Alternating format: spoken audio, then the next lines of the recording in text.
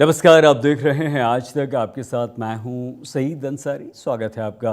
रणवीर सिंह और आदित्य धर की धुरंधर द रिवेंज 2 रिलीज होते ही हर ओर छा गई। फिल्म में न सिर्फ नोटबंदी, दाऊद इब्राहिम, पाकिस्तानी अंडरवर्ल्ड का उल्लेख है, बल्कि उत्तर प्रदेश के गैंगस्टर नेता अतीक अहमद को आतिफ अहमद नाम से दिखाकर एक बड़ा दावा किया गया। फिल्म के अनुसार अतीक अहमद पाकिस्तान की आईएसआई और लश्कर-ए-तैयबा के समर्थन से उत्तर प्रदेश में एक पाकिस्तान समर्थित सरकार बनाने की साजिश में शामिल था। अब इस पूरे मामले पर पूरा विपक्ष एक सुर में कह रहा है कि फिल्म की कमाई को बढ़ाने के लिए जानबूझकर विवादित कंटेंट डाला गया, जिस पर रोक लगनी चाहिए। पहले आप हमारी ये रिपोर्ट देखिए। बॉक्स ऑफिस पर कमाई का कीर्तिमान बनाने वाली धुरंधर का पार्ट 2 आने के बाद विवादों का बाजार गर्म है। धुरंधर द रिवेंज में बाहुबली अतीक अहमद का पाकिस्तानी खुफिया एजेंसी आईएसआई से संपर्क दिखाने को लेकर सियासी घमासान तेज हो गया। पूरा विपक्ष एक सुर में कह रहा है कि फिल्म की कमाई को बढ़ाने के लिए जानबूझकर विवादित कंटेंट डाला गया, जिस पर रोक लगनी चाहिए। आप एजेंट चाहे कितना महिमा मंडन कर लो, और भैया धुरंधर मत देखो, कहे को देखनी धुरंधर इनकी। धुरंधर देख तो रहे आप। अगर देखना है कि बहादुरी और ताकत क्या होती है तो ईरान की देखो ना। अकेला है, खड़ा होकर के इलाज कर दिया अमेरिका का। मुसलमानों को बदनाम करने के लिए वो इस तरह की फिल्म बनाते हैं, 2 चुनिंदा रुपयों के लिए, 2 रुपया कमाने के लिए पूरे देश में हर तरफ माहौल खराब करने के लिए इस तरह की मूवीज ये लोग बनाते हैं। पूरे देश के साथ ही विदेशों में भी धुरंधर 2 का जलवा दिख रहा है। पहले दिन फिल्म ने 100 करोड़ से ज्यादा का कलेक्शन का सबको हैरान कर दिया, लेकिन ए रेटेड इस फिल्म को लेकर कई विवाद भी सामने आ रहे हैं। जैसे फिल्म में हद से ज्यादा वायलेंस दिखाया गया। सेंसर बोर्ड ने इसमें ड्रग्स से जुड़े डिस्क्लेमर वाले स्लाइड जोड़ने को कहा था। साथ ही गालियों और कुछ खास शब्दों को म्यूट करने या बदलने का सुझाव दिया था। सेंसर बोर्ड ने हिंसक दृश्यों को कम करने को कहा था। सब टाइटल में नोटबंदी की तारीख ठीक करना और फिल्म में पीएम मोदी का जिक्र करने के लिए आधिकारिक सर्टिफिकेट जमा करना शामिल है। कुल मिलाकर फिल्म से 1 मिनट 34 सेकंड के हिस्से को पूरी तरह हटाया गया, जबकि 25 सेकंड के कंटेंट को बदला गया। धुरंधर को लेकर बीजेपी और विपक्ष के बीच आर पार की जंग अब शुरू हो गई है। लगातार आतंकवाद की घटनाएं बढ़ी है, कम नहीं हुई है, बढ़ी है। और उसको कह रहे हैं कि आतंकवाद खत्म हो रहा है। तो वो मोदी सरकार को खुश करने के लिए इस प्रकार की पिक्चर बना रहे हैं। ये अजीब सी बात है। भाजपा तो कोई फिल्म बनाती नहीं है, फिल्म को भारतीय पसंद कर रहे हैं। जो सत्य है एक रूप से उसकी एक काल्पनिक कहानी उन्होंने बनाई है और दिखा रहे हैं। और रही बात देश हित में कोई चीज़ आए, जनता उसे पसंद करे, यदि कोई उनको पसंद नहीं आए तो वो पिक्चर को ना देखे। इस पे राजनीति क्यों कर रहे हैं? इधर मुस्लिम समाज में भी फिल्म को लेकर नाराजगी देखी जा रही है। ऑल इंडिया मुस्लिम जमात के अध्यक्ष मौलाना शहाबुद्दीन रिजवी बरेलवी ने कहा कि सिर्फ पैसा कमाने के लिए हिंदू मुस्लिम के बीच ऐसी फिल्मों के जरिए खाई पैदा की जा रही है।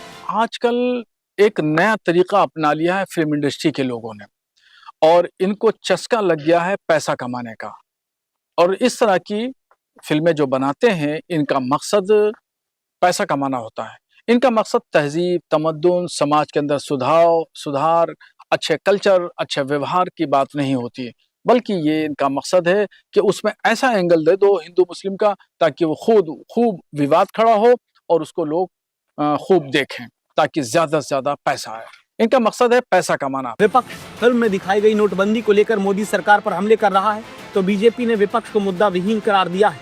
फिल्म जिसने बनाई है उसको ये उसका पॉइंट ऑफ व्यू होगा कि फिल्म कितनी एक्सेप्टेबल होगी नहीं होगी लोगों को, उसको कितना लोग उसको मान्यता देंगे नहीं देंगे। परंतु फिल्म को लेकर जो राजनीति हो रही है वो गलत हो रही है। ये कहना कि फिल्म ईद के समय में रिलीज हो रही है, भाई इन्हीं दिनों में तो नवरात्रे भी शुरू हुए हैं, तो क्या हम ये कहें कि ईद नवरात्रे में क्यों शुरू हुई फिल्म? फिल्म में बड़े साहब शब्द को लेकर भी विवाद हो रहा है।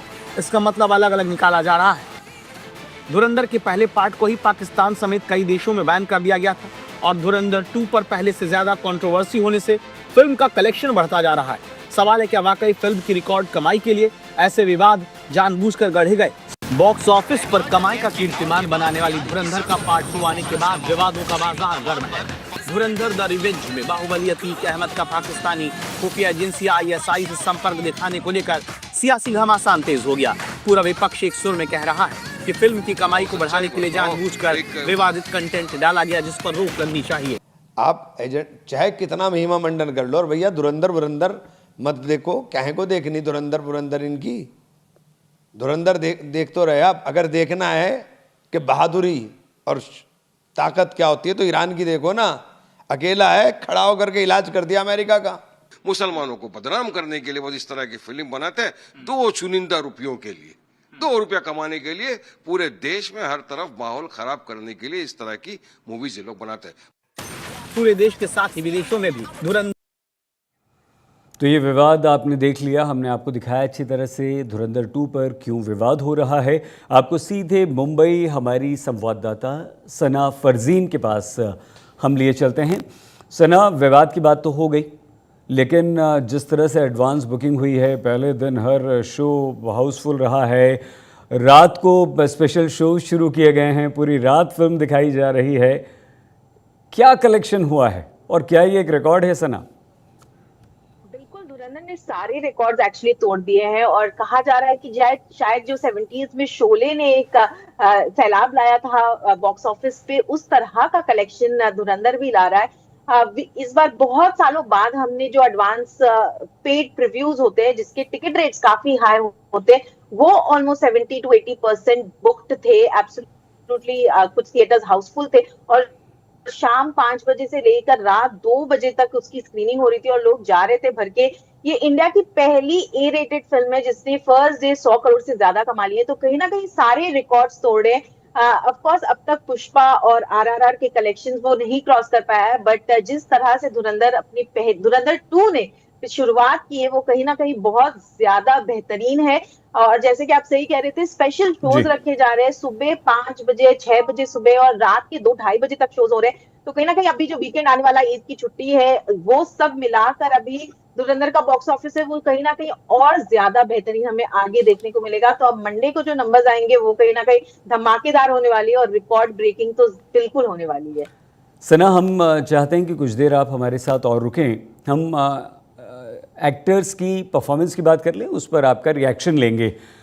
अर्जुन रामपाल, मेजर इकबाल, संजय दत्त, एसपी चौधरी असलम और सबसे बेहतरीन लगे ये लोग। अर्जुन रामपाल ने सबको पीछे छोड़ा, यहाँ तक कि रणवीर सिंह को भी। संजय दत्त का रोल परफेक्ट था, डरावना, अनप्रेडिक्टेबल और पूरी तरह से कंट्रोल में। रणवीर सिंह लीड रोल में हैं, लेकिन उनके बाल लड़ाई के दौरान भी सलून स्टाइल में बने रहे। अक्षय खन्ना बहुत मिस हुए, उनके रहमान डकैत वाले कैरेक्टर के बिना स्टाइल और मज़ा कम था। सना, जी बिल्कुल, आप सही कह रहे हैं। धुरंधर 1 या 2? मैं बोलूंगी धुरंधर 1 मुझे ज्यादा पसंद आया था। कहीं ना कहीं उसका जो थ्रिल फैक्टर था वो ज्यादा था। धुरंधर 2 में शायद अभी एक एक्सपेक्टेशन आदित्य धर के पास थी कि मुझे उस तरीके की बड़ी फिल्म बनानी है, तो कुछ जो पार्ट्स थे वो थोड़े से एक्सटेंड हो गए थे। और अक्षय खन्ना को डेफिनेटली हमने बहुत मिस किया। उनका जो डांस पार्ट 1 में पॉपुलर हो गया था फिपराची के गाने पे, वो सब बहुत मिस कर रहे थे। रणवीर सिंह भी शेरे बलोच का उन्हें मिलता है टाइटल, बट वो उस तरह से डांस बिल्कुल नहीं किए। तो वो सारी चीजें जो एक तो थोड़ी छोटी मोटी जो बारीकियां थी वो हम मिस कर रहे थे, बट रणवीर सिंह ने डेफिनेटली बहुत शानदार काम किया है। और जसकीरत सिंह से लेकर हमजा अली मजारी की जो जर्नी दिखाई है, उसमें उन्होंने बहुत सारे शेड्स दिखाए हैं और रणवीर का ये करियर बेस्ट परफॉर्मेंस रहा है। इवन अर्जुन रामपाल को इस तरीके की एक नेगेटिव किरदार में हमने कभी देखा नहीं है, तो वो डेफिनेटली बहुत शॉकिंग था। एंड संजय दत्त, बिल्कुल आप सही कह रहे हैं कि वो जब भी स्क्रीन पे आते हैं कहीं ना कहीं इतनी दमदार उनकी पर्सनालिटी है कि आपके आंखें उनसे हट ही नहीं सकती है। एसपी चौधरी के किरदार में वो भी बहुत जबरदस्त थे। और सबसे बड़े एक एग्जाम्पल मैं बताऊं कि राकेश बेदी, जो कि उनका छोटा किरदार है बट इतना ह्यूमर वो एक्ट करते हैं, एक्शन और ड्रामा, इतनी डार्क फिल्म के बीच में जब आपको कोई हंसाए तो वो कहीं ना कहीं जरूर यादगार रह जाता है। और राकेश बेदी ने डेफिनेटली वो काम किया इस फिल्म के लिए। राजनीति भी सना हो रही है, विवाद भी हो गए हैं। अतीक अहमद के किरदार को लेकर काफ़ी राजनीति हो रही है, क्यों? जी बिल्कुल, क्योंकि यहाँ पे दिखाया गया है कि यूपी के इलेक्शंस को बहुत मेंशन किया गया है, दाऊद इब्राहिम का मेंशन है, तो जो बहुत इंपॉर्टेंट डीमोनेटाइजेशन की डिस्कशन हुई है। तो ये जो पॉलिटिकल पॉइंट्स आप लाते हो तो वो विवाद डेफिनेटली क्रिएट करता है, क्योंकि हमारे देश में 2 पार्टीज है जो लड़ रही है, तो आपके फॉर और अगेंस्ट जो है वो बिल्कुल आते हैं। अतीक अहमद की जो शूटिंग है वो बिल्कुल उस तरीके से उन्होंने रिक्रिएट किया है कि वो पुलिस के साथ निकल रहे और कोई आकर उन्हें गोली से मार देता है। तो वो सारे मेंशंस जो है वो उनकी जो सपोर्टर्स है वो ऑफ कोर्स फिल्म को क्रिटिसाइज कर रहे हैं, बट डेफिनेटली जो उनके क्रिटिक्स है वो फिल्म को प्रमोट कर रहे हैं, वो कह रहे हैं कि बिल्कुल सही दिखाया गया। तो लेकिन आदित्य धर ने बहुत ही सेफली फिल्म स्टार्ट होने से पहले डिस्क्लेमर ये दे दिया था कि ये कोई डॉक्यूमेंट्री नहीं है, ये एक फिक्शनलाइज कहानी है। हमने बिल्कुल पिक की है रियल लाइफ इंसिडेंट से, बट इसको किस तरीके से हमने सिनेमा में पिरोया है वो बिल्कुल हमारा एक सिनेमैटिक और एक फिल्म मेकिंग का जो चॉइस होता है, एक इंडिपेंडेंस होता है, एक फ्रीडम ऑफ एक्सप्रेशन होता है, उसके दरमियान रखा है। बट बहुत सारे पॉलिटिकल मूवमेंट्स दिखाए गए हैं जिसकी वजह से सोशल मीडिया पे बहुत विवाद डेफिनेटली हो रहा है। बहुत धन्यवाद सना फरजीन हमारी संवाददाता मुंबई से। तो इस बुलेटिन में फ़िलहाल इतना ही। आप प्लीज़ अपना बहुत ख्याल रखिएगा, देखते रहिए आज तक।